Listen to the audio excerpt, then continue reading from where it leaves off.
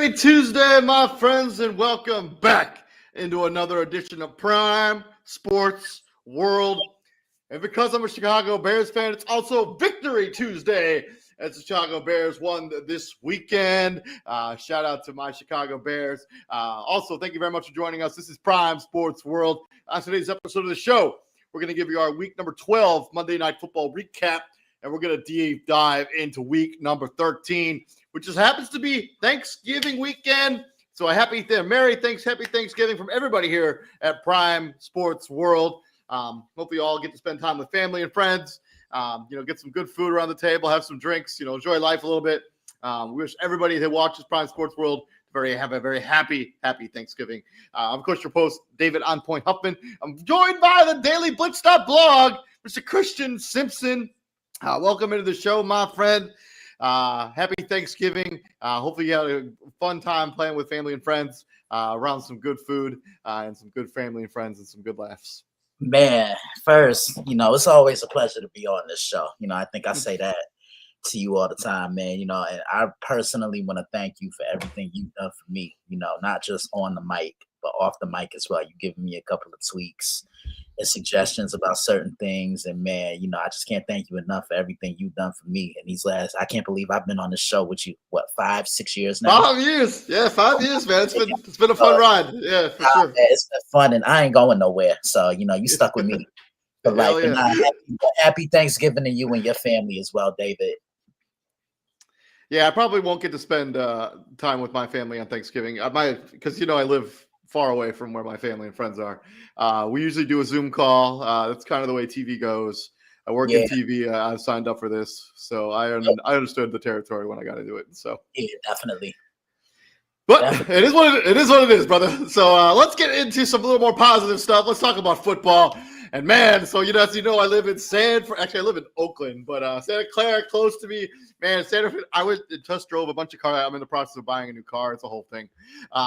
But people are buzzing about San Francisco. I know they didn't play particularly well because Brock Purdy threw 3 picks, but their defense put the clamps on this Carolina Panthers offense, who put up a big point number on the Atlanta Falcons just a week prior. Bryce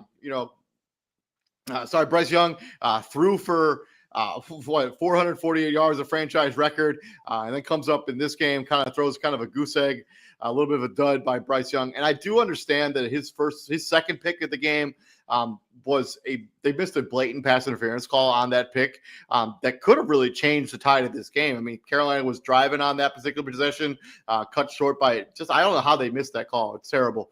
But Bryce Young, 18-29, 196 yards, 1 touchdown, 2 interceptions. They just really didn't run the ball. I mean, they did, but they just didn't commit to it. 13 carries for 69 yards, 5.3 yards per carry. Rico Dowell was their leading receiver, 4 for 36. Also, if you've not seen the Tedero McMillan touchdown from this game, it is a beaut.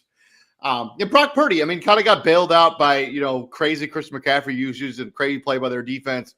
He didn't play well in this game. Just call a spade. 23 of 32, 193 yards, touchdown, and 3 picks in the first half. And then George Kittle, 6 for 78. And Chris McCaffrey, man, his usage rate right now is just I don't know how he can possibly keep this up. He had 24 carries for 89 yards. He had 7 more catches, 53 yards. Had a touchdown. Juwan Jennings also had a touchdown in this game. And the dude was throwing hands at the end of this game.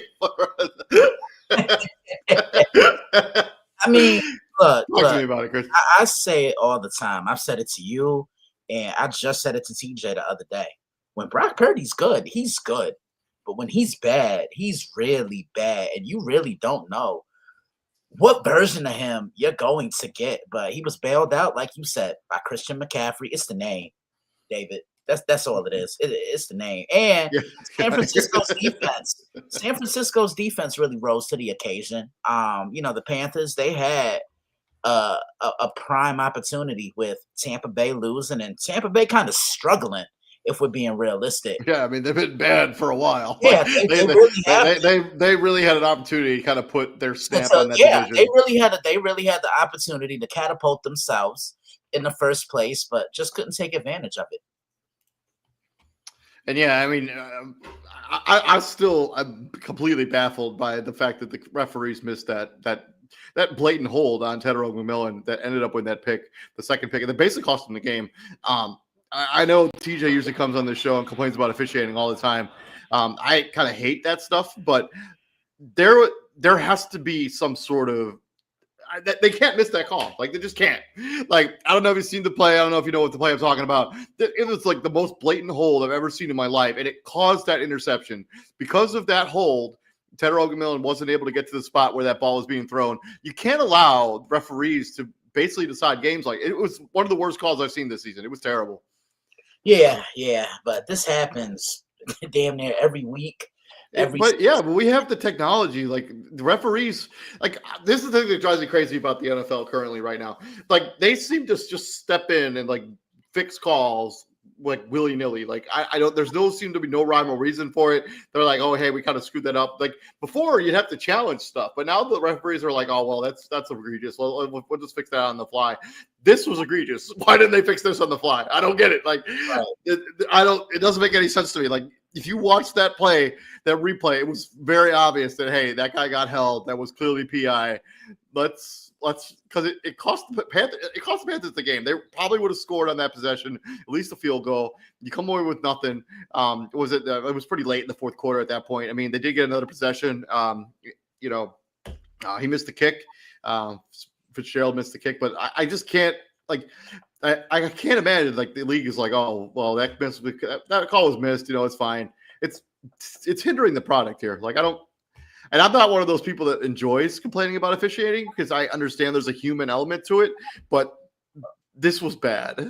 Yeah. You're not wrong. No, I think you did the rant for TJ.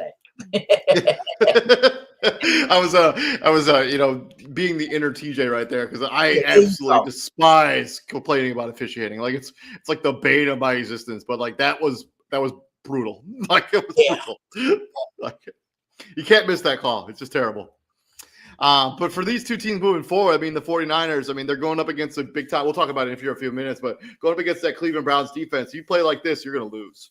Yeah, you most definitely are. And yeah, I can't wait to dive into these picks. But yeah, they're going to have to tighten some things up. And I know the point of emphasis when you play the 49ers offense is simple.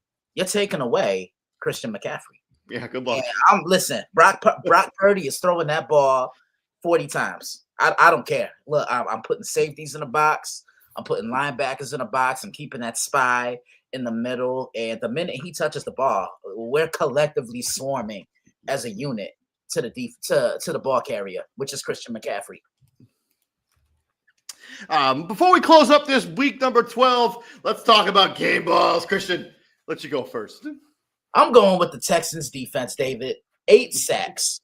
Listen, the former edge rusher in me just smiled with joy. And like, you just see me right now, man. I got the Kool-Aid grin on my face. But they got home. But I think what made it so impressive was the simple fact they got home with just 4. They're not blitzing. They're not sending additional men. They're not coming in with delayed blitzes. They're just using pure strength and power at the line of scrimmage to win the trenches. And they did that all night. And Josh Allen just looks so frustrated.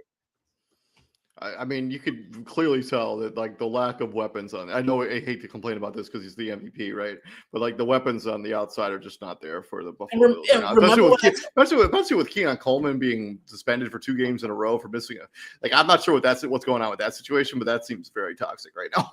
Yeah, it does. But remember what I also said to you before the season started. This is why I kept saying, I tell TJ this all the time. The Bills should have gone after Terry McLaurin. I mean, I think 100%. I mean, they should have traded for somebody at the deadline. Or even Chris Olave. I know today Buffalo signed Brandon Cooks. I mean, he's fine. He's serviceable, but he's still a good wide receiver. But like, I don't think that's what they need. Like, he's they need like a go-to possession guy. Brandon Cooks is not that guy. Yeah, that could be Keon Coleman, but he's being hard. Yeah. I'll go to my game ball. You want to talk about defense? You want to talk about sacks?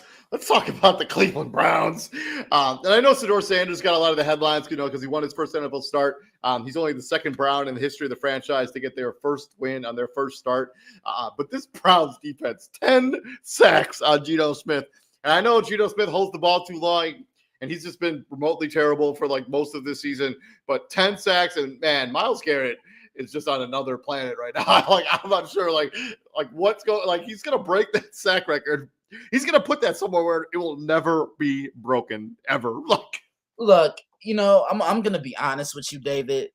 What Myles Garrett is doing, this is almost giving me like peak JJ Watt vibes. But I mean, it's better. He's better than that. I mean, listen, Myles Garrett. It's Myles Garrett as the best defensive player in the league, and then it's everybody else. 100%. I also got to give a shout out to, unfortunately, for your New York Football Giants, Jahmyr Gibbs, who basically single-handedly willed the Lions back into that game. David, I don't care. Come on, man. I know, but I bet if the Giants were good, though, you would care. No, I wouldn't.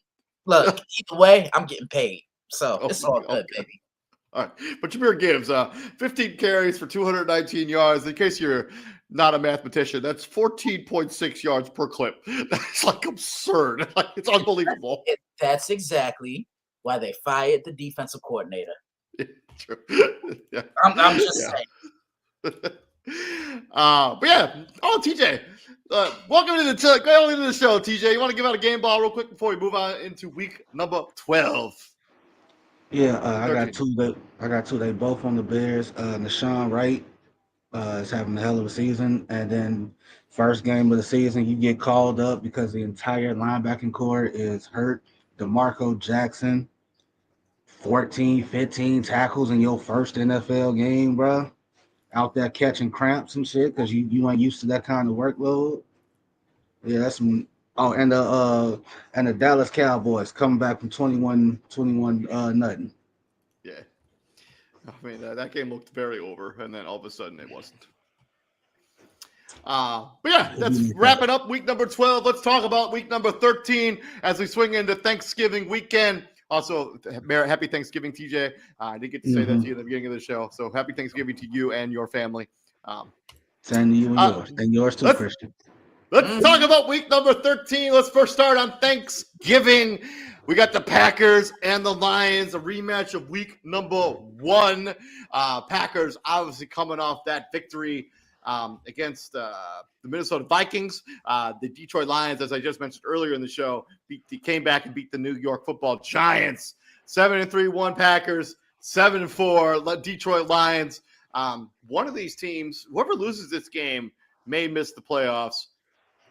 But who is it going to be? TJ, talk to me. Packers Lions on Thanksgiving. Some tells me this ain't gonna be how the first game went. Like, not at all. I'm gonna take the Lions. I wouldn't be surprised if Green Bay won it. I'm saying if they do win it, it won't be in the fashion that they did in the first, because that first game that was BTA. That was Green Bay imposing their will. Detroit couldn't get nothing going. Woo. This go around, I don't know what's up with Detroit these last couple games. Like, you let the Giants give you some go. I mean, Giants basically had that game won. If you kick a field goal instead of going for it on that fourth down attempt, and you go up by a touchdown, and Jake Bates doesn't even have the opportunity to kick a 57-yard game-tying field goal. By the way, the curve on that kick was crazy, like unbelievable. That's some wizardry. That's some that's some Jake Evan Bates stuff, man. Like, that's like that kick, like when I watched that live, man, I'm like, oh, he shanked it, and then it just swung back and went right into the upright. So I was like, all right, Jake Bates, I didn't know about your game. Yeah, that's all I had to know. That's correct. Well, I'm gonna take the Lions. like obviously, they questioning Dan Campbell's play call and all that other good stuff, but I'm still gonna take the Lions. And Christian, I imagine I know what's coming. Come on, David. Let's do Let's this. go, baby. Let's go. All right, ready? Yeah. 1, 2, 3. Shameless plug number 1, baby. Yeah, the first time these two met, Green Bay got whatever they wanted, when they wanted, but most importantly, how they wanted to. And I mean, they they were in the backfield more than Jared Goff could throw the ball out the backfield. Let's just put it that way in layman's terms. But ever since then, Green Bay's been kind of iffy, and I'm still side-eyeing the Packers after they lost to Cleveland, because it just seems like after that, they really haven't been able to find themselves. The issue with Green Bay is simple. They can't run the football. Seriously, like they can't establish a running game. That will make life so much easier for them. And they miss Tucker Kraft. He was really becoming Jordan Love's safety valve over the middle. And then as far as the Lions, look, Dan Campbell's already booking resorts for Cancun because he's about to send this team home early in the playoffs because his play calling is absolutely egregious. But they fought back. They played hard. They did what they had to do against the Giants. And I truly feel this Lions offense is better when Jahmyr Gibbs is the focal point. He reminds me of like a stronger version of Chris Johnson. I think just a little quicker, and he's versatile. I preview this one on Thursday. Be on the lookout. On the injury front, Josh Jacobs limited in their walkthrough before the game on Thursday. Coin flip if he plays or not. Jaden Reed, though, however, should be activated off the IR and should be available for the Green Bay Packers. He's a valuable wide receiver for this football team. With all that being said, I'm going to roll with the Detroit Lions. This game's in Detroit. I think, having the home field advantage there on Thanksgiving, I think Jahmyr Gibbs is going to have a monster game. I also think the Sun God, Amon-Ra St. Brown, will also have a monster game. I think it still hurts the Lions not having Sam Laporta. Him out he's on IR, correct? Yeah, so he's going to miss this game for sure. Should be back for their playoff push. Talk about playoff push. I mean, the loser of this game is going to be the outside looking in the NFC playoff picture. You never imagined that would be a remote possibility for these two teams going into the season. So it's going to be entertaining going down the stretch. I'll take the Lions. But would I be shocked if I'm talking here next Monday or next Tuesday and the Packers are winning? Yeah, it wouldn't surprise me a little bit. With the shape of the NFC North now, that's entirely plausible. We can account that at least two teams from the NFC North are going to be in the playoffs in some variation, right? Yeah. One of those teams might be on the outside looking in, depending on who it is and depending on how everything goes and so on and so forth. This go round, it just it might be the Packers, it might be the Lions. We really don't know. These next 6 games are really going to determine that. Moving on from there, speaking of two teams that have to win or to stay alive in the playoff picture, which you may not have actually predicted TJ predicted the Cowboys were going to stink this year. But Chiefs, Cowboys, this is in Jerry World. Chiefs coming in at 6-5, just so beating the Daniel Dimes-led Indianapolis Colts. Cowboys pulling off the rabbit out of the hat, beating the Philadelphia Eagles in that game where they came back from 21 down. 6-5 Chiefs, 5-1 Dallas Cowboys. Neither of these teams can afford to lose this game. The loser's probably eliminated from playoff contention in this particular matchup. And the last time these two teams played was actually 4 years ago. Christian, do you remember who won this game 4 years ago? Cowboys, Chiefs. Cowboys were 7-3 at the time. Chiefs were 7-4 at the time of this matchup. Kansas City won this game. Kansas City did win this game. They won it by a final score of 19-9. Dak Prescott threw the football 43 times and threw 2 picks. Neither quarterback threw a touchdown in this particular game, as it was one of those low-scoring slobber-knocker affairs of a football game. Clyde Edwards-Helaire scored the lone touchdown for the Kansas City Chiefs in this game. Christian, 2025, 4 years later, Chiefs, Cowboys must win for both franchises, must win to keep the playoff hopes alive for both of these two teams. Who does it? Yeah, I previewed this one yesterday.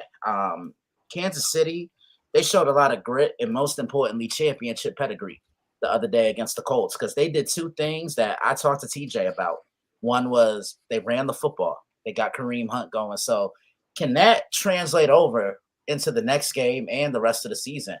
And they did a really good job of limiting Jonathan Taylor. Like they held him under 100 yards. They held the Colts in general, their ground attacks are under 100 yards, and they dared Daniel Jones to beat them. Defensively, I have no problems with Kansas City. It's been the inconsistent offense. Dallas, that's a gritty win for them, having to come back. And I remember the both of you saying after week one, the Cowboys could have beat the Eagles then.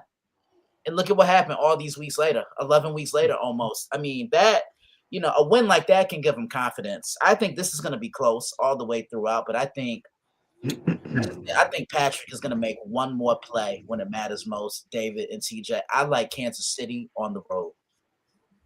And you can find Christian's preview at the dailyblitz.blog. So go over there, check out that website. TJ, you have the floor. All right, 5-5-1. That's Dallas's record. Playoff start today, they be out, obviously. They are currently the 10 seed. So above them are the Carolina Panthers. Kansas City is currently the 10th seed too. Ironically enough. Yeah. Above the Dallas Cowboys are the Carolina Panthers, the Detroit Lions, and the San Francisco 49ers. So if the playoffs started today, Detroit does not make the playoffs. Or do they? No, they don't. No, they'll be out. They'll be out. Dallas has to be perfect down the stretch. They could probably afford to lose one more game. And I mean, I'm not sugarcoating that. They can. So if they lose Thursday, they have to win out to even have a chance at getting in the playoffs. And that also means Carolina has to lose down the stretch. Detroit has to lose down the stretch. And San Francisco they're only really saving grace. I mean, if they can get through the next two games, their final four games, they should be able to win all four of those games. I mean, they're going to be playing the Vikings. They're going to welcome the Chargers into Jerry World. They're going to go to Washington. They're going to go to the Giants. I mean, that should be 4 wins. So, but this right, I mean, and then if they can find a way to split one of these two games coming up between the Lions and the Chiefs, I mean, there's a shot. I mean, get to 10 wins. This might be a tough ask. When's the last time they won on Thanksgiving? Hold on. That's a good question. Hold on.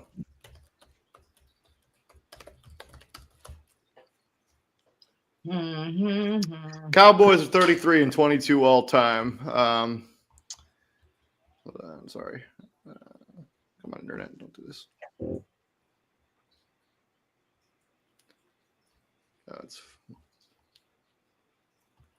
So my internet's having a moment. Just continue your point. I'll get this for you in a second. But I mean, like my thing is with Dallas, DeRon Bland, TJ, he's gonna be the X factor to me for Dallas because Kansas City, they're gonna attack this Dallas secondary with motions, pre-snap motions, and I'm watching Xavier Worthy for Kansas City because I think he could give this secondary, especially, a ton of problems. I think Logan Wilson. Logan Wilson and I think the Cowboys have won their last 3 games on Thanksgiving. So they beat the Giants, they beat the Commanders, and then they beat the Giants. And 3. So they done got some cupcakes on Thanksgiving. Well, I mean, the Giants were 7-3 3 years ago when they played against each other.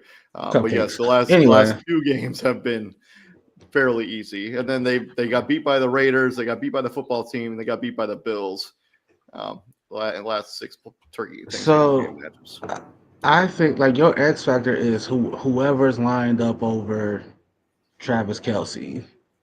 That's your X factor. That's that because if you let Travis Kelce have a day, then hey, all City's bets gonna is be in complete control of the game because one catch with Kelsey turns into 5 catches, 5 catches turns into 8 catches, and Mahomes is gonna continue to feed Kelsey the ball and he has no problem until the defense adjusts and they find ways to limit him.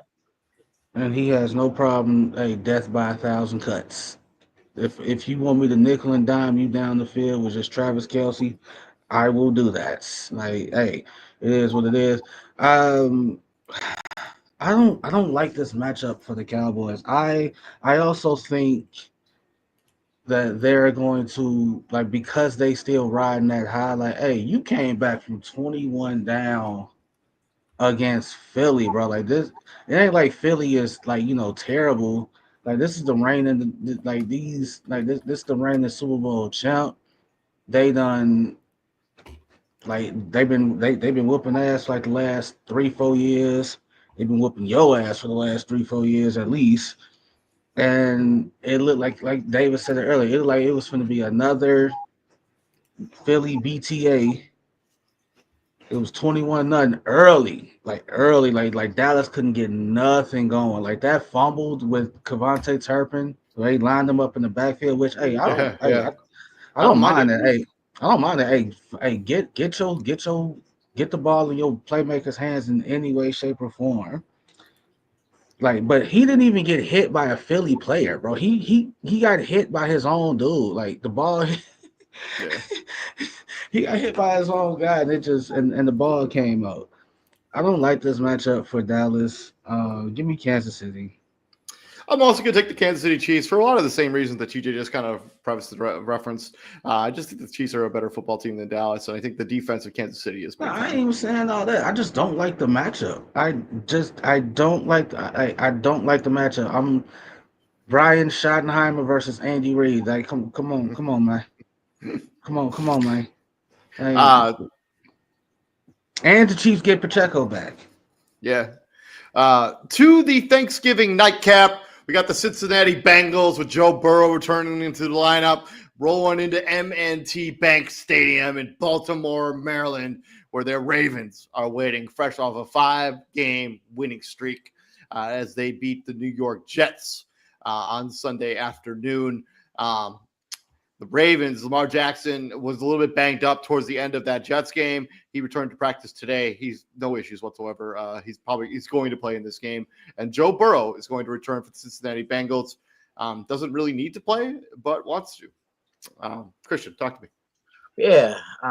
If I were Joe Burrow, especially knowing where the Bengals are right now, this is a lost season. They're not going. I wouldn't have played either, but I commemorate. I wouldn't have played.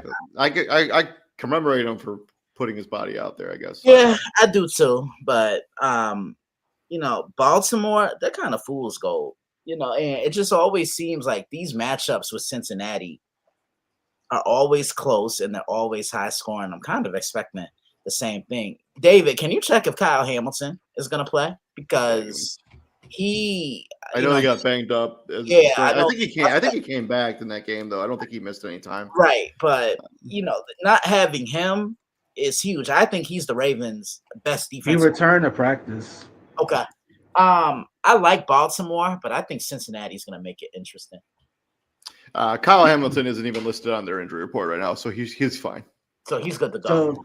So I'm also rolling with the Baltimore Ravens. I commemorate Joe Burrow for returning in this game and playing, but I think I don't understand the decision. I think if I was the ownership or management, I'd be like, hey, let's worry about next season because you're 3-8, you're not going anywhere this year.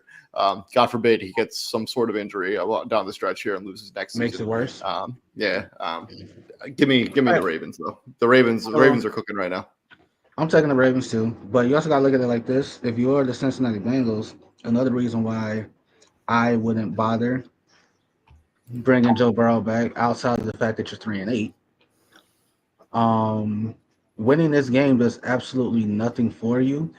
But I mean, if you're Cincinnati, if you're Cincinnati, you should probably try to lose as many of these games down the stretch as possible. I but mean, I'm petty.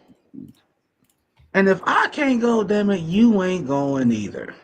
So if I could play a role in your downfall and ending your season prematurely, what if this is the only game that Joe Burrow plays in? Like he's like, I'm gonna play in this one game, take down the Ravens, and then I'm gonna call it quits. then I'm gonna shut it down. Yeah, that's some shit I would do. I would be like, hey, I can't go to the playoffs, and if I can't go to the playoffs, you can't go to the playoffs either. That's what we because can the do. rest of their games on their schedule. I mean, they got their bye the week. Or no, I think they already had their bye, but they do have another game with Baltimore. But they have the Bills, Ravens, and then they play 3 cupcake games in a row. But you gotta look at and you gotta take this with the so you get Joe Burrow back, but you don't have T. Higgins. Yeah. So it's like, damn. And Baltimore, Lamar Jackson has had 3 straight games of less than 200 yards passing, but they're winning. They won those games, I mean, right? they did go up against a really formidable Browns defense, and the Jets at times have had a good defense, but And nonetheless, David, like 3 straight games of less than 200 yards, and I heard this stat last night that this is for the whole season. Now, granted, he's been injured. Do you know how many runs of 10 plus yards Lamar Jackson has had all season? probably because you're asking this question, it's got to be lower than people would expect. I'm gonna go 5. 2 all Yeah, season. I mean, has been dealing with a hamstring injury, so And but that's what I said. Like, you gotta take it with a grain of salt because he's been injured.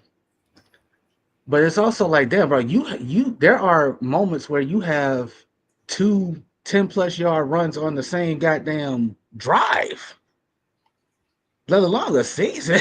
yeah. Like I'm going like, and also shout out to what's his name? Shout out to King Henry. I forgot who he surpassed on the rushing touchdown. He passed somebody last game or two. I forgot who it was. But just a hypothetical before we move on. Baltimore comes up short again. What happens to this roster? What happens to this team? He tied Adrian Peterson, so he's got 115 career touchdowns. That ties Adrian Peterson for 4th most touchdowns in NFL history. Jesus. So he also moved past, so now he's on the 13th all-time in the all-time rushing list, passing Marcus Allen and Edgerrin James on those lists. So there you go. Right, so like once again, like if they come up short again, what happens to this? What happens to this Ravens team in general? Like, I mean, or do you take this season? I think because of the injuries to Lamar Jackson, and you take this season with a grain of salt. Like, I think. I mean, I don't know. Like, what do you mean? Talking about firing Harbaugh? Like, I don't think that's going to happen. Like, I think maybe. I think Mike Mumpkin, I think, is their OC. I think he's going to be safe. I think you could see changes at defensive coordinator, whoever that is. I don't remember who that is off the top of my head, but I mean, because this defense was bad, real bad to start the season. It took them a long time to shore up this ship. But I think the Ravens, I think you just like, hey, like sometimes it's not your day. Like it's just not your season. Like this is how it happens sometimes. I think they run it back. I think they gonna do exactly what you said, David. I think they gonna. Hey, Lamar was hurt. He missed a lot of games. Matabike was out for the whole season. Roquan was in and out. Kyle was in and out. Who else? Like who else was hurt for them? Likely was in and out. Yeah. I think they gonna. Roquan Smith missed some time too, is at like at that linebacker position. So, but I do think the one thing that might happen, that should happen, is the Harbaugh fire. I think it's time. No, I think it's time, G. We'll talk about that in the offseason. But moving on to Friday. If you don't already know, you need the Prime Video. Same thing you use to watch Thursday Night Football. You're going to need that to watch this game. This is at noon Pacific Standard Time, which is 2 o'clock in the Central Standard Time, where TJ is, and at 1 o'clock or 3 o'clock where Christian is in the East Coast. Our Chicago Bears, me and TJ's, going up against the Philadelphia Eagles. This game could go a long way to deciding who's probably the number 2 seed in the NFC, because the Rams are probably not losing another game this season. Bears, Eagles, last time these two teams played was actually 3 years ago, December 18th, 2022. Eagles got the advantage 25-20. Starting quarterbacks for both teams, Jalen Hurts and Justin Fields, with Nathan Peterman getting one attempt in this game. So I think that was a grain of salt. And the Eagles have actually won the last 6 matchups against the Chicago Bears, going all the way back to 2011 when the Bears beat the Eagles 30-24. And just for funsies, can you guys name who the quarterbacks were for the Eagles and the Bears in 2011? Josh McCown. Not Josh McCown. Oh, I'm not even sure what team that's a guess for. I say, I say Jay Cutler. Okay, Jay Cutler got it right for the Chicago Bears. 18 of 32 with 2 was that Vic? Michael Vick for the Philadelphia Eagles. 20 of 21 of 38 with 1 pick. And this is how far back this was. The starting running backs, how about this, for the Chicago Bears? Matt Forte and Marion the Barbarian Barber, may he rest in peace. On the Eagles side, Shady McCoy was the lead running back for the Philadelphia Eagles. Earl Bennett for the Chicago Bears. That Vanderbilt connecting with Jay Cutler, and Brett Selleck. What about a name there is? The lead receiver for the Philadelphia Eagles. Both these teams 8-3. Christian, hit me with it. I know it's coming. It's got to be coming. Let's go, David. Let's go. 1, 2, 3. Shameless plug number 2, baby. Yeah, I'm really looking forward to this one. I'm happy for the Bears. Having lived out there, I know how passionate those fans are about that organization. And, I know you two guys are really happy right now. Like, they're winning football games. This is something they weren't doing around this time last year. I mean, I remember they started 4-2. Last couple years, right? Yeah, but I remember they started 4-2 last year. And then what? They lose how many in a row? 8 or 9? 10. Okay. 10. Yeah. Look, you hear that voice? You hear that frustration in my man's voice right there? Look, I love what the Bears are doing offensively. They're running the ball. They're controlling the line of scrimmage, and they're not putting everything on the plate of Caleb Williams. But I have to be real here. There's a problem I do have with the Bears, and it's them relying on the takeaway defensively a little too much, because when they don't record that takeaway or force that turnover, they're giving up a lot of chunk plays down the field. And I know the Eagles are going to come into this game with their heads on fire. I mean, they blew a 21-point lead, which goes to show you no lead is safe in the National Football League or even at any level of football at this point anymore. This is going to be close. I see it coming down to the fourth quarter. I actually preview this one tomorrow. Be on the lookout. Keep an eye out for that content on the Daily Blitz.blog. TJ, talk to me about this one. Yeah, Jim, Eagles, Bears. Yeah, I'm keeping the buck. We finna get our ass beat. It's finna be ugly. We in Philly. This game's at the link. Yeah. It's a talking BTA. So, what'd you say? Talking BTA? Yeah, man. Hey. I'm just getting it out. I'm just getting it out the way right now. So like to Christian's point about the defense, this Bears defense has not been healthy at any point this season. Somebody has always been gone. And I even week 1 against Minnesota, they were healthy, but people got hurt in the game. And then, no, Jalen Johnson didn't even play that game. He came back the next week and got hurt again. Is he done for the season? No, he could come back Friday. Him and Kyler, if they so choose. If they so choose, like he could come back Friday. Both of them could come back Friday. And unfortunately, like this defense, they've lost players along the way. Like Shamar Turner tears his ACL in Baltimore. That's what, week 6? Yeah. So you ain't had him. Grady Jarrett was been in and out. Like he's back now, so like that's a plus. But once again, your entire starting linebacker core Yeah, Trayvon is out. Edwards is on IR. Just moved into IR earlier this week, Is a couple out. days ago. So who like then Deo Odebengo. yeah, I don't think that's close, but we're just gonna roll with it. like his season's over. So with torn Achilles or ACL. So and then you got Ruben Hippolyte, who fast as hell doesn't like that. That's what got him into the league. Like you're a 6 whatever linebacker and you running 4.5, bro. Like okay, that means you out there, but then you get your damn head torn off by Darnell Washington. And Darnell Washington gonna do that to a lot of people. Like that's no shame in that. Like he's a big boy. That's a big dude. So you probably still in concussion protocol. He's got a shoulder injury, according to ESPN.com. No, I saw that shit. That's a concussion. He got his bell rung, bro. There ain't no shoulder that's not a shoulder injury. He got his shit cracked.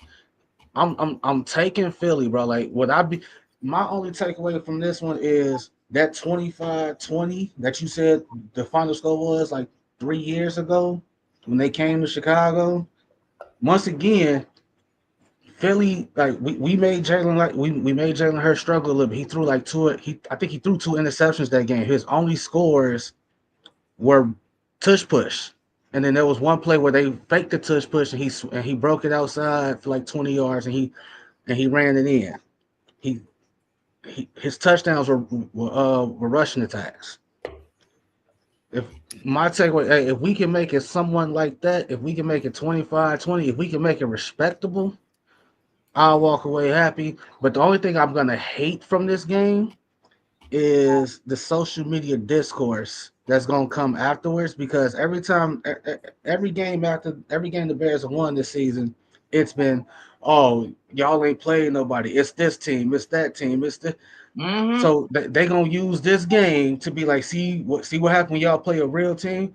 So that we just beat Pittsburgh, right? Did y'all know Pittsburgh under Mason Rudolph before yesterday, his record was 8-4-1? That's actually pretty goddamn good, ain't it? Yeah, that's not bad. Better than I would have guessed. better than people would have expected, right? Yeah. So with all that being said, I'm going to take the Bears. I'm just going to be a homer pick here. Gonna be a homer. I'm just doing it. I'm going to manifest it. I want the Bears to continue to this streak and continue winning.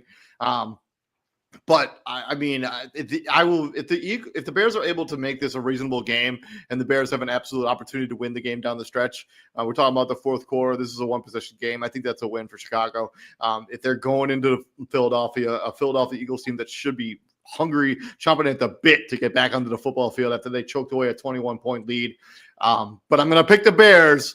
But I wouldn't be surprised even in the slightest if the Eagles won this game, because on paper they're healthier than the Bears are right now and should be really motivated to win this game after what happened last weekend.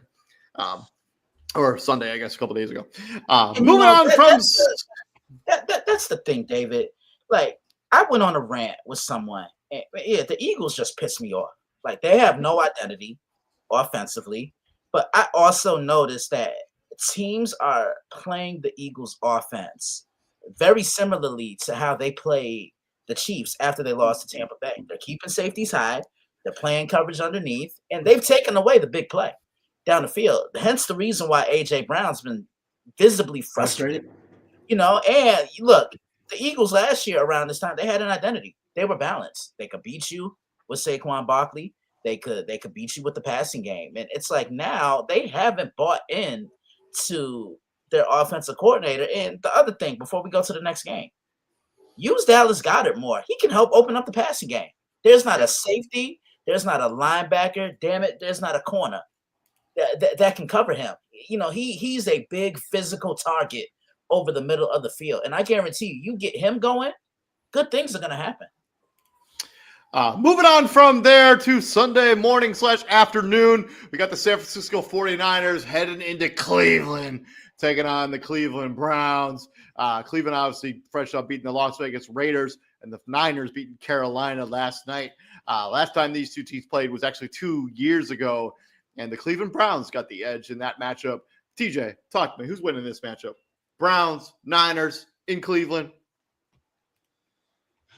I just want my boy Shador to ball out, man. That's all I want. That's really all I want. This is going to be – I'm taking Cleveland. I think Myles Garrett is what, 18 sacks. He would need 4.5 in this game alone in order to break the record. I don't think that's going to happen. He gonna get half. He gonna get half of that. He gonna get 2. I'm penciling him in for 2. I think he's gonna get 2 every game for the rest of the way. Like I'm penciling even with Trent Williams on the other side, future Hall of Famer Trent Williams. I mean, it don't matter. Miles Garrett's on another level right now. Myles Garrett is inevitable. He gonna get all right, his. Thanos. Have you seen? He basically is Thanos. He is built like Thanos. Goddamn it! It's true. He just snaps and all the offensive linemen disappear. and that's the thing with Myles Garrett, bro. Like he's not like the edge rushers of the past where you just like, I'm just gonna line him up on this side, and that's that. No, I'm lining Myles Garrett up wherever he wants to be. If you want to put him on the right side, put him on the right side. If you want to put him up against their left guard or right guard, do that. He's not going to see Trent Williams the entire time. Because stunts and stuff, and the way that the defensive coordinators are designing up pressure these days. Like, I don't think you could just have you're not going to play one offensive tackle for the entire game anymore. That's just not a reality. Like, defensive coordinators have gotten so creative with pressure. The stuff they're doing today is just unheard of in it's 15 years. And if Brock Purdy plays like how he played last night, I guess their saving grace was they played the Carolina Panthers, and they were just and they got helped up by the refs. Did they? I kind of fell asleep on this game. Wait, hold on. What I miss? What did I miss? Never mind. You can go look that up yourself. That's your bread and butter. Yeah, look, this ain't Burger King. He can't always have it his way. With all that being said, I'm taking the San Francisco 49ers. I think they're going to clean up some of the stuff with the Brock Purdy stuff.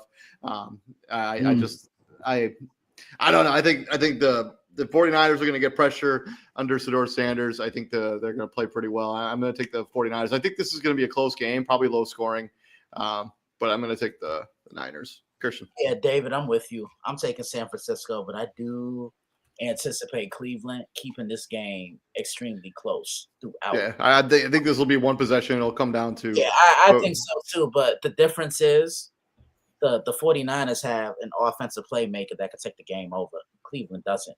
It's that's just what it is. I like San Francisco. But I also think San Francisco needs to be careful with Christian McCaffrey's usage.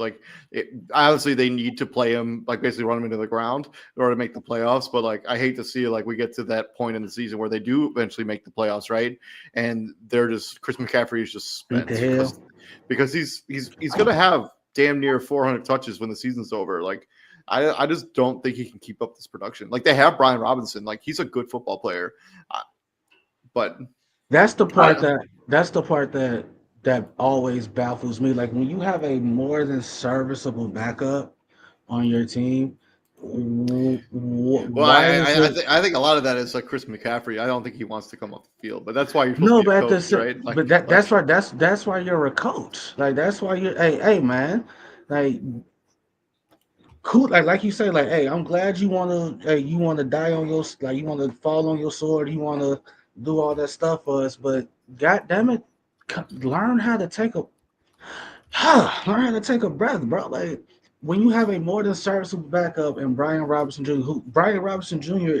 has been a starter in this league, would start on a couple teams in this team in this league. Like, yeah, Kyle got to be like, hey man, hey, even if it's just scheming up packages for Brian Robinson, just get McCaffrey off the field just to take some of the wear and tear off his body. Moving on from there, swinging into the AFC South. We got the Jacksonville Jaguars going into beautiful Nissan Stadium, taking on the Tennessee Titans. And TJ, if you want to drive your car down to Tennessee, you can go to this game for as little as $10 a ticket. $10. You know what are you what? taking? Jaguars, Titans, Nashville. You know what's funny? One of these fucking days, I'm gonna do some shit like that. I'm gonna find the cheapest NFL game I can go to, and literally just, hey, I paid $10 for this ticket. I don't care if that bitch in the nosebleeds. Hey, $10 is $10. Goddamn it. You can go see Trevor Lawrence, Sunshine, your favorite player, and watch him for $10. I'm gonna take the Jags. I like the fight that the Titans showed. Who the hell did they just play? Seattle. Yeah, I like the fight they showed in their game. They were getting beat down, but they at least came back and made it somewhat serviceable. But, like it was 30 to 24. That tell me like, hey, if that game was 5 minutes longer, who knows, right? I'm going Jacksonville for the simple fact that they need this game. They need this game. Yeah, like they need this game. The Texans are chomping at their heels. I mean, they have to win this game in order to stay. They have to win this game. They're 7-4. Kansas City there, and the Chargers are all there. Like they have to win this game. The Bills, another team that's right there too. This is a must-win for the Jacksonville Jaguars. A must-win game for the Jags. But this seems like the kind of game that the Jacksonville Jaguars would lose. But I don't think they will this season. I don't think they will this season. I think Liam Cohen's got them playing, motivated football. I think I'll take the Jaguars. I think the defense for the Jacksonville Jaguars carries them a little bit in this game because their offense hasn't been all that good this year. Outside of the running game with Travis Etienne and the rookie, that his name is escaping me, but I'll take the Jags to win this game. I don't think they fumble this up. Christian. Yeah, I like Jacksonville as well. Yeah, I can give Tennessee some credit. They are playing hard, but Jacksonville is just leaps and bounds better. I don't think anything else really needs to be said. Staying in the AFC South and staying in the early window, we got the Houston Texans going into Indy and taking on the Indianapolis Colts. The Colts fresh off getting beat by Patrick Mahomes and the Kansas City Chiefs, and the Texans stifling Josh Allen and the Buffalo Bills. This game is in the house that Peyton Manning built. But with that being said, I think this is where the upset comes. I think this Texas defense is for real. I don't think there's any offense that can really put points on this Texans defense. We saw what the Buffalo Bills just did. I'm taking the Texans in this one. Christian. I couldn't agree with you anymore, David. I was leaning in that direction as well. I like Houston just due to the simple fact this is a defensive front that can get home with 4. They don't rush. They don't send anybody else. They sit guys back in coverage, and that front 4 allows that linebacking core and that secondary to just naturally roam around and get to the ball. I think they're going to bottle up Jonathan Taylor. They're going to put this game in the hands of Daniel Jones, and their offense is going to do just enough. But the defense is really the backbone and the call-in for this team. I like Houston on the road. They always seem to play Indy tough, especially in Indianapolis. They can get home with 4 now. If Myles Garrett wasn't having the season that Myles Garrett's having, we're talking about Will Anderson being DPOY. Like, he's been that freaking good this season. TJ. Mm-hmm. They can get home with 4 now. Yeah, I'm taking the Tech. I'm also taking the Texans. Now, unfortunately, Jonathan Taylor's MVP conversation went up in smoke last week because he had the second 2 of the last 3 weeks, really. But yeah, he had a second game where he was held under 80 yards. That's not going to cut it, unfortunately. It is. In my opinion, Matthew Stafford has been the MVP of the league, and I don't think it's been that close. It's not close. It's not close. Listen, I think he's already won it. But, just to kind of chime in on Jonathan Taylor winning MVP, yeah, he's having a great year. There's no denying that fact. But look at how great Saquon was last year. He didn't even get a single first place vote for the award. So if he joined a 2,000-yard club, won offensive player of the year, won a Super Bowl. Jonathan Taylor's been great, but if Saquon doing everything he did last year didn't even get a vote, I think that it would be a little bit different because Jonathan Taylor, I think, is that entire offense. I think. Anyway, we don't have to. I don't want to have this conversation. We'll have it later. It's a heavy semantics conversation between the two running backs and their respective seasons. But to David's point about Will Anderson, 10.5 sacks, 3 pass deflections, 14 tackles for loss. Yeah. That just goes to show you just how much of a gap it is between Myles Garrett and everybody else. Because I think Brian Burns is next on the sack list with Brian Burns is having a great season too, but he's just not. It's not Myles Garrett. It's just not Myles Garrett, and Daniel Jones, Sam Darnold.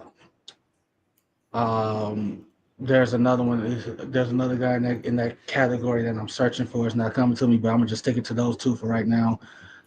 They're in the same boat of you got to beat me with your arm.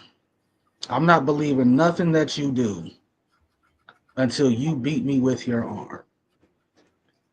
The Texans are gonna put at least seven in the box and be like, hey, Jonathan Taylor, you was not finna run rough shot over me today. Daniel Jones, if you play the Colts and Daniel Jones light your ass up for 350 and 4 touchdowns and win, hey, good game, G. See you down the road. See you at the end of the season because they play each other to close out the season, and this is their first matchup. Their first matchup. I'm going with the Texans, and shout out. Hey. Till the good Lord called me home. It's shout out to Lovie Smith because we wouldn't be where we are without Lovie Smith and the Houston Texans. Moving on from there, we got the New Orleans Saints and the Miami Dolphins down in South Beach. The Saints coming off a really rough outing against the Atlanta Falcons. Tyler Shook did not have a good game whatsoever. Miami's been sitting around since their bye. I honestly don't remember what they did before the bye because they're pretty irrelevant at this point of the season. 4-7 and what is this? 4-7 and 2-9 in South Beach. TJ, if you want to go down to Miami and watch the game, $34 for a ticket to this game. That's too much. Those leads. And then you can probably sneak down to wherever you want to sit because there's not going to be anybody in this building. With that being said, I will take the Saints to win this game. I mean, this seems like a coin flip. And I honestly could care less who wins. I'll take the Saints, though. Before their bye, they beat Washington 16-13 in overtime. Oh yeah, over international. Yeah, I remember now in Spain or Madrid or some shit. Yeah, that's a war crime. That's a crime against humanity. That we sent that product overseas to be viewed. Yeah, we never even talked about it on this show. Where Mike McDaniels didn't kick that field goal, and they were at the 1 yard line. I'm with you, bro. I don't even want to talk about that shit. Like, hey, next game, Christian. All right, Falcons. Damn. Another game. Get this one also too. Involved with the NFC South and the AFC East. You got the New York Jets going into welcoming the Atlanta Falcons into MetLife Stadium. I'm sure Christian will be hanging around the stadium, connecting and networking as he does. Maybe not. Maybe he doesn't. I don't know. But Christian, who you got? Falcons, Jets. He said, I am not going to waste my time. That's goddamn game. I mean, God, this is just another big bowl of suck. Like, it really is. Seriously. Look. Last time these two teams played was 2 years ago. The final score was 13-8 Falcons. I wouldn't be surprised if that's the final score of this game. Yeah, I wouldn't be surprised either. But God, give me Atlanta for professional purposes. I'll take Atlanta. I have no idea who starts. I mean, I don't think it matters who starts the quarterback for the Jets anymore. Like it's just been a mess. Moving on to the Moving on to the NFC South or NFC West versus the NFC South. We got the Arizona Cardinals going down to the pirate ship and taking on the Tampa Bay Buccaneers. And fun fact, these two teams all time are tied at 11 games apiece. Last time these two teams played was 3 years ago. Tampa Bay won that game in overtime. There was positive news on Baker Mayfield's MRI. Should be good to go in this game. But this is a game they're going to slide. I think they've lost 3 games in a row. They've played very tough opponents at Buffalo, New England, and the Rams, who all 3 of those teams could potentially be playing in the Super Bowl when it's all said and done. But this is on his non-throwing shoulder, a low-grade strain, should be able to play it. This is a game they kind of have to win. Their lives were made easier by Carolina dropping their game on Monday night, last night. But I mean, this is a big game. In Carolina, Arizona, they're fresh up. They lost that game against I don't remember who they played. I know they lost. So they're going to have to they're just trying to figure out their way here to wrap up the season. Probably going to be a lot of changing of the guards when the season's over there in Arizona. Christian, talk to me about it. I like Tampa Bay. I think they get back on track here. I mean, I know they've come back down to a hard. They lost to the Jaguars by a field goal. Arizona's not a good team. If there were ever the opportunity for a get-right game, I think this is it for Tampa Bay. And at one time, it looked like the Bucs were running away with the NFC South. But now, they got another team that's on their heels in Carolina. So every game moving forward for Tampa Bay is important. I think they get right. I think they get back. They get it going. Yeah, I'm also going to take the Tampa Bay Buccaneers. Arizona's not a good football team. I know they've played teams tough, and they've legitimately been in a lot of the games that maybe people didn't think they would be in. But I think I will take the Tampa Bay Buccaneers. This is going to be a get-right game. I think Bucky Irving potentially returns to this game, but that situation has gotten really messy because it seems like there's more than just injury stuff going on, which we won't really address on the show. But I think the Tampa Bay Buccaneers need to win this game, and if they don't win this game, the season could go south pretty quick. But they are benefited by the fact that Carolina – nobody seems to want to win the NFC South, as we used to joke about a couple years ago about this division. This seems for real this year, though. TJ.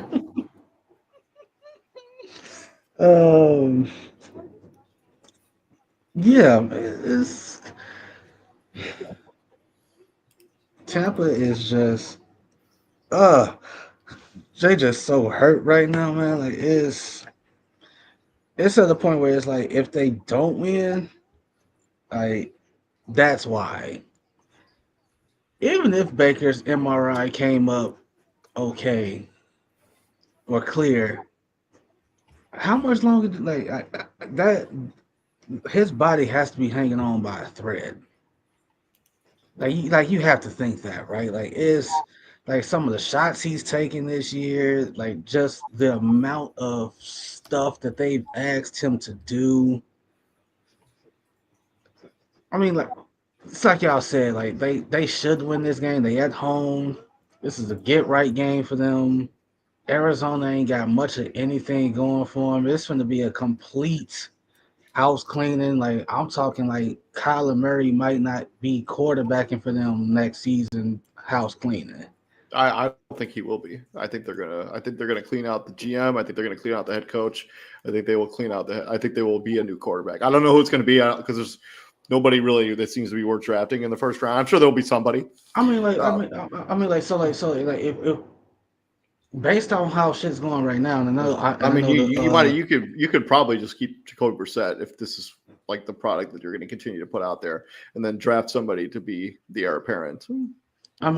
Based on how shit's going, so the Jets are probably gonna get their first crack at the quarterbacks, and it's probably looking like Buddy from Indiana is gonna be calling East Rutherford home, right? And I know that's Christian's forte. We can talk about that as it gets closer to that. Yeah, But we can get into that later. But yeah, this that's what I'm saying. Cardinals Like, team, give me this Cardinals team. It's just not good. Give me Tampa. moving on from there to the Rams and the Carolina Panthers and their epic 2004 NFC divisional playoff game is now legally able to drink alcohol as these two teams played on January 10th, 2004.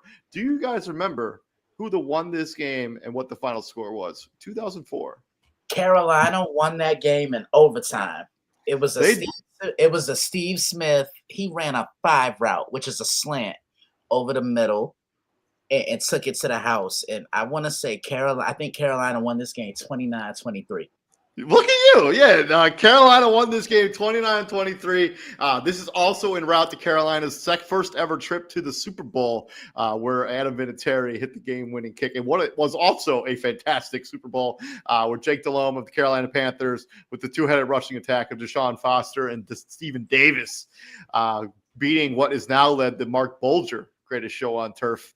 So swinging back into 2025, Christian, Carolina coming off that rough outing against the San Francisco 49ers. Your reward for having a rough day at the office is probably the best team in the NFL right now, the Los Angeles Rams. What do you got this? Yeah, I think the Rams are not only are they the best team in the NFL, I think they're the most complete team in the NFL. You know, the problem wasn't the lack of weapons for Matthew Stafford. It was balance and trying to run the football. And, you know, they run it just as much as they throw it. Matthew Stafford has built up a really good chemistry with Devontae Adams. Did y'all see that second touchdown pass he threw Devontae? He just lobbed it up, and Devontae just ran to it and said, "Oh, okay, I got you." And defensively, I mean, look, you're not going to replace a future Hall of Famer like that. It's going to take a collective effort, and that's exactly what they've done. You know, Carolina's been a good story, but they don't have enough to hang around with the Rams. I'm taking LA on the road. I just think across the board, they're too much. You saw I think we're going to see a very similar tale to what we saw on Sunday Night Football, where the Rams this is going to be belt to ass before halftime. Give me the Rams, TJ. Stafford's not throwing an interception. He's the MVP of the league. Like I know that Drake, man. I know there's all this conversation about Drake. Sam Darnold Matthew Stafford's been the MVP. Like if he was to throw one, like he hasn't. It feels like he hasn't thrown a pick in like 3 months. If he was to throw one, it would not surprise me one bit if it was J.C. Horn. He left the game with that concussion protocol and never returned. So I don't know what his status is going to be for this game. We've seen when you don't return after the concussion protocol, you usually miss the next game. So. And Trayvon Mulray is suspended this game because of his dumbassery. We all picking the Rams here, right? Like, I don't think there's anything that Carolina could do to throw the Rams off their game. Like, you're not gonna be able to run on them with Chuba Hubbard and Rico Dowdle because of the guys up front, and you're not trusting Bryce Young to drop back and throw the ball ample times because of Jared Verse and those guys up front. And then defensively, often, like you said, like there's not a person on the planet that's hotter than Matthew Stafford right now. Hey, Christian, right? He in his double cup lean drinking Lil Wayne era. Nah. Okay. You say that, and I'm gonna give you one better. He's in his Drew Brees era right now. That's what I think it is. Like, look, if you're open, you're getting. He's 30 and fucking 2. Like, how is he not the MVP? How is he not the front of the MVP? Because at that stage in the music game, David, it wasn't a soul alive that was better than double cup lean drinking Lil Wayne. He was in every. Had all his dreads. And he had all his dreads. I don't know if you know this or not, but I was alive when Lil Wayne was at his peak. I am aware. It wasn't a soul alive better than Wayne when he was at when he was on that time, bro. That's what Matthew Stafford on right now. Give me the Rams, and I don't think this motherfucker gonna be close. I don't think so either. Yeah, From there, we have the Minnesota Vikings who are clicking their wounds after that game against Green Bay, going into Seattle, who did sort of survive against the Tennessee Titans, even though they were up big in the first half, but they kind of let Tennessee kind of hang around in the second half of that game. Look for Sam Darnold to potentially get his revenge dagger as he goes up against his former team that let him basically walk in free agency. That's not looking like the best decision ever. Last time these two teams played was actually last year. Minnesota got the advantage 27-24. Seattle leads the all-time series between these two franchises 13-7. TJ, who do you got? Vikings, Seahawks. Is JJ? No, JJ McCarthy probably won't even be playing this game. He's in concussion protocol. I don't know who their backup is. So Max Bozeman, I think, is the backup quarterback, and he's another undrafted rookie. They ran off Jetta's numbers since he's been with the Vikings. So like under Kirk Cousins, he was getting like I think 105 a game. Under Sam Darnold, he was just under 100. He was like 96, 98, somewhere in there. With JJ McCarthy, he's at like 55. Justin Jefferson is not having a good time right now, and and that's the frustrating part about it. Like injuries aside, like you effectively sat him for a year. I mean, injury aside, like because he was hurt the year he got drafted. He tore his Achilles he tore his Achilles in camp. But that being said, he tore his meniscus. He could have absolutely came back in last season. But they didn't. Because Sam Darnold was dealing, they didn't decide it not. But at the same time, you didn't see Sam Darnold doing what he did, and it got to a point where like, hey, we might don't come back. Like we don't need you to come back because we're gonna ride this wave until we can't no more. With that being said, JJ McCarthy should absolutely be further along than what he is. Now, I say it all the time, real-time football will, like, reps and shit will never replace real-time football because the game, practice, your defense ain't trying to tear your goddamn head off the way the opposing team is, and so on and so forth. Seattle gonna win this game. I don't think it's gonna be pretty. They in Seattle. What is this cut right there, Jay? The Seattle Seahawks are going to belt the ass on the Minnesota Vikings. JSN's going to have damn near 200 yards receiving. He should have 2 receiving touchdowns. Sam Darnold's going to throw for over 300 yards. Period. Oh, and JSN has already broken DK Metcalf's regular season record. So he's gonna whatever he finishes with. So like the regular season record is what? It's 1900 yards to play. 1964, something like that. He's gonna get over 2,000. I bet you. I would hope. So, Christian. Hold on. Can't hit snap. About to happen. I promise you. Sam Darnold is probably about to be like, look, y'all got rid of me for that? Like, really? I bet you wish you had me now. Give me Seattle. I don't think this game will be close. I hope he throws for 5 touchdowns. There is nothing I love seeing more than my fantasy team would also like if he threw for 5 touchdowns. So I don't care. Moving on from there, this is probably going to end up being the Tony Romo game.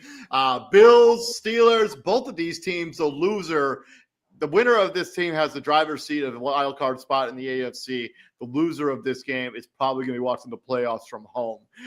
This is a big game. Bills coming off that loss to the Houston Texans. Steelers coming off losing to the Chicago Bears. I don't know what Keenan Coleman's status is going to be for this game for the Buffalo Bills. Steelers, Aaron Rodgers should be a go at the quarterback position for the Pittsburgh Steelers, but both of these teams cannot afford to lose this game. And for reference sake, this is a rematch from a playoff game last offseason, or 2 years ago, I guess, technically, where, Buffalo Bills beat the Steelers 31-17. We are now in 2025. Aaron Rodgers is now the quarterback of the Pittsburgh Steelers. Not whoever it was, Mason Rudolph, maybe 2 years ago. Christian, talk to me about this. David. Oh, okay, let's go. Let's go. Let's wrap this up. Yeah. One. Wait, what number are we on? 3? Is this 3? 3. This is 3. Okay. All right, let's go. 2, 3. Shameless plug number 3, baby. So I want to say this. For as badly as the Buffalo Bills defense has played this year, you cannot pin that loss against Houston on Buffalo. That is solely on their offense, starting with the offensive line, giving up 8 sacks. That's a damn shame, right? Number one. 2, anytime Buffalo was threatening with the football, it either ended in a turnover or they settled for 3 points. So they left so many points on the table. It just gets me to question in Buffalo, like, who are they? What's their identity? What is this the team that can establish the running back and let James cook, or are they just gonna rely on the coattails of Josh Allen? And then Pittsburgh, this is the start of 2 big games for them because it's Buffalo this weekend, and then you play Baltimore in Baltimore next weekend, and they're on your heels right now, so they got to come into this with a playoff mindset. This could be the game where the Steelers get their running game going because Buffalo's just been god awful against the run this year. I preview this one on Friday. Be on the lookout. TJ. Buffalo, I'm taking them to win. I expect what's his name? I expect Josh Allen to force a few things and give this defense hope. J Ram might get a pick or a couple of deflections. JJ Watt is going to do JJ Watt things, and once again, shout out to him. Between him and TJ Watt, my bad. TJ Watt, shout out to him.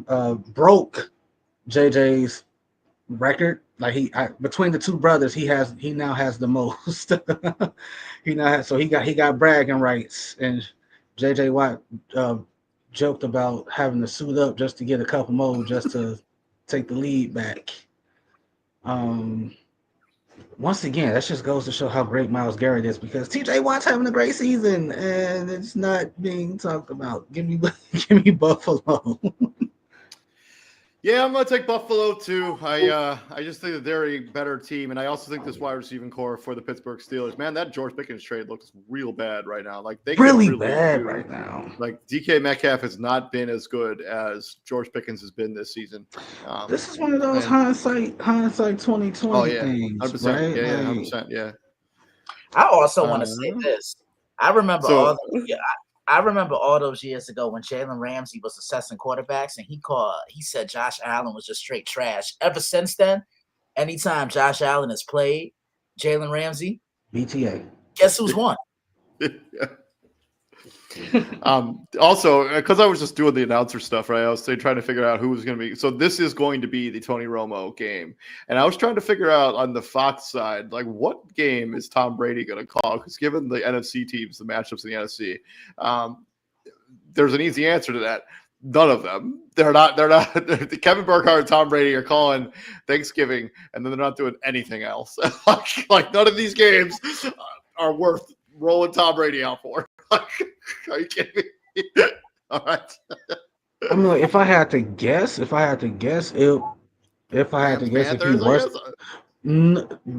maybe that one, maybe Vikings Seahawks, just because of the revenge or Niners Browns, like that would be my only. That is an AFC game being called by, or CBS. Sorry, Kevin Harlan and Trent Green are doing that game, which I do really like Kevin Harlan. Yeah, I like Or Kevin Harlan. that game's on CBS too. So like here are your options for Fox. You got New Orleans and Miami. Trash. No. Falcons, Jets. No. Trash. Cardinals, Buccaneers. No. Trash. Minnesota Vikings, Seattle. That would be I it. mean, That would be it. That would be it. And he's just like, I'm working Thanksgiving, bro. I'm working Thanksgiving. They don't have the Rams game on here, so maybe he's doing that game. So, anyways, I didn't mean to get so sidetracked. That stuff doesn't really matter. But I'm also taking the Bills. Moving on from there, we got the Las Vegas Raiders, and they're still trying to kill Geno Smith. Blame it on him if you see that press conference. Poor Geno. Going into LA in beautiful SoFi Stadium, taking on the Chargers, who are coming off their bye that they desperately needed. I'm pretty sure they got ran out of the gym the last time they were in. They played, by the Jags. Last time they played football. So the Chargers needed that week off. They did trade for Tyler Penning at the tackle position, so he's going to be integrated into that offense. I don't know. I'm taking the Chargers. Christian.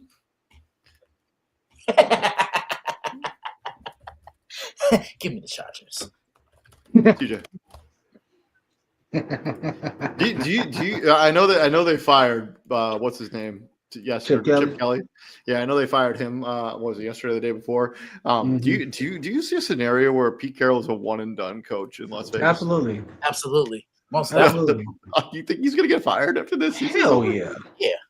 Okay. See, now again, like you can make the argument that Raiders situation may be the worst situation in football right now.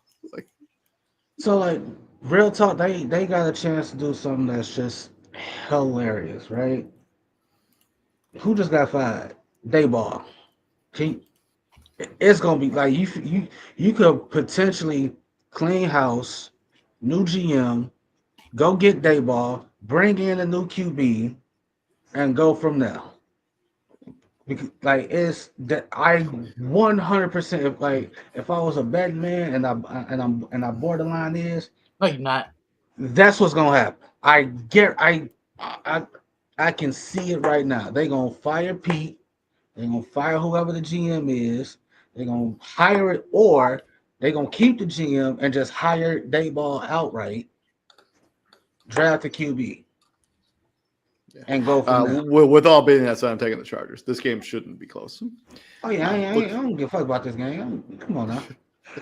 Moving on from there, let's talk about Sunday Night Football. And I'm sure when the schedule makers were putting this together, this game looked like a more enticing matchup than it will actually be. Commanders coming off their bye, but Jaden Daniels not going to play. Bo Nix also, and the Broncos also coming off their bye after they beat the Kansas City Chiefs the last time they were out there in week 11. This was originally, matchups in the first round picks at quarterbacks, both in their second season. Unfortunately, it's not going to play out that way. Denver is they're the one seed in the AFC. If the playoffs were to start today, is there any reason you think the Commanders could get this game? Just for a fun fact before we get into predictions, the all-time series between these two franchises, 8-8-8. They're tied at 8-8. So this will be the decisive victory, the tiebreaker. Also, this is a was it 37 years. I should know this one. That's the year I was born. Of when the Washington Redskins at the time beat belt to ass to the Denver Broncos and John Elway in the Super Bowl 42-10. Christian, talk to me about it. Yeah, Denver, this is the best I've seen their defense look since 2015. And we all know what happened that year. They won it all. I'm still kind of questioning which version of Bo Nix shows up, because that's a determining factor in everything. Denver should win this game because it would have been, I think, a little more intriguing if the Commanders had a better record and Jaden Daniels was playing. Jaden were playing, but all these months later, here we are. Man, I wish they would flex out of this. Me too. With that being said, yeah, I'm taking Denver. This defense is going to be too much for Marcus Mariota. Jaden Daniels is questionable. It's possible he could come back from this game, but I just don't see the purpose of that. You three, like if they was like I said, if they was in a situation like Detroit, if they 6-5, 7-4, Yeah, and they the AC and they the AC outside looking in, then yeah, they're 3-8. The season's over.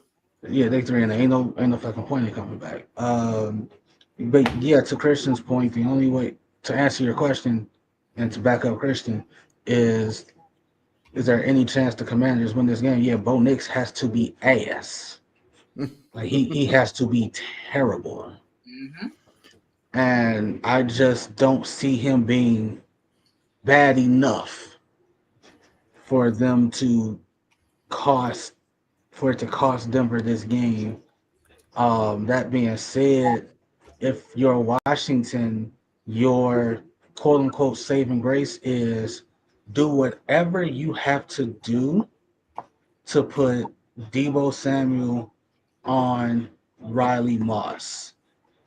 And hope, hey, I'm not even exaggerating. Like that's your best bet. Like, hey, do whatever you have to do to get that matchup, because it's the worst thing that's gonna happen is an incomplete pass. Debo gonna either catch it or Riley Moss is gonna draw a penalty. Like that's what's gonna happen. That's just the way things have been going for Riley Moss this season. To the final matchup, Monday Night Football. Two teams with opposite records. The Giants sitting at 2-10. The New England Patriots at 10-2. And actually, I think the Patriots would be the number one seed in the AFC if the playoffs. They are. So obviously, these teams have some history there. They played in Super Bowls. Both went to the New York Giants. This series all time between these two franchises. David. Is tied 7 apiece. David, what's your favorite Thanksgiving dish, man? Anyways, I do really like stuffing. I'm a big stuffing guy. Jackson Dart he's still in the concussion protocol. I have no idea if he's going to play in this game. Me and Izzy talked on the last fantasy football show that they should just shut him down. I've seen enough out of Jackson Dart. I don't need to see him play again this season. Christian, you asked me this the other day, man. What that first Thanksgiving plate looking like, bro? I'm taking the Giants. I'm taking the Patriots to win this game. Just humor me and make a pick.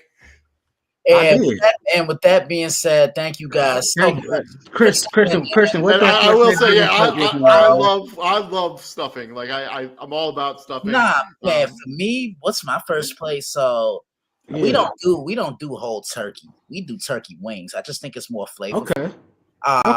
Yeah, I do turkey wings, some macaroni and cheese. My mother makes the best homemade stuffing, and I'm willing to go to my grave with that. So a plate of that, some greens. Man, I load up. Like I really do. And then I normally get full off that, but I will tell y'all this. I'll be damn tired of those by Saturday. Like seriously. Because by Sunday, yeah, it's out. 100%. Like 100%. Like, hey, I never saw fast food like drive-through lanes so packed. Then after the Sunday, the first 2-3 days after Thanksgiving, it's just like, God damn, bro, like Jesus. Yeah, TJ, is your whole family getting together for Thanksgiving? Like, is your brother coming out? Yeah. Or coming home? No. My brother is he's staying in Colorado with obviously his wife and daughters, and they gonna do that there. My brother is he's stationed in Colorado, but he has base housing, so we can't just fly in and pull up on him. Like he has to get us from the airport, and we got to show ID and credentials and all that other good stuff to enter the base, and it's just, and that's every time we leave, every time we come back, it's just a hassle. But no, we going to my auntie house in Richmond Park. And we are just gonna, parlay over there, chill, kick it, That's tough.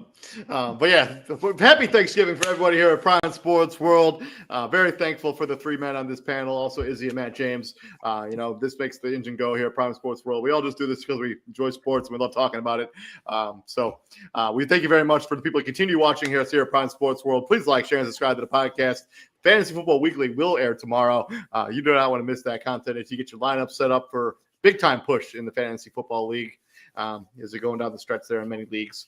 But yeah, thank you very much, all y'all. Thankful for you guys. Thankful for all of our fans out at Prime Sports World. Thankful for my parents and my friends and my family and the career that I currently work in. So I couldn't be more thankful, and I'm having a great year. So yeah, man.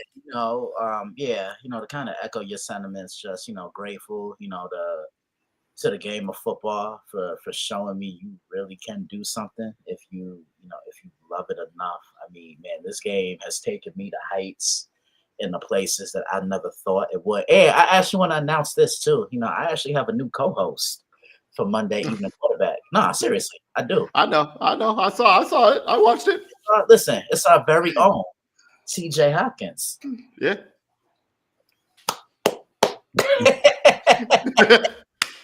Yeah, you know what? I'm actually nice to him on that. I watched it. It was a good watch. It was good TV. Good stuff. I gotta get you on. Yeah, I gotta get you on. I gotta get you on. We'll make it happen.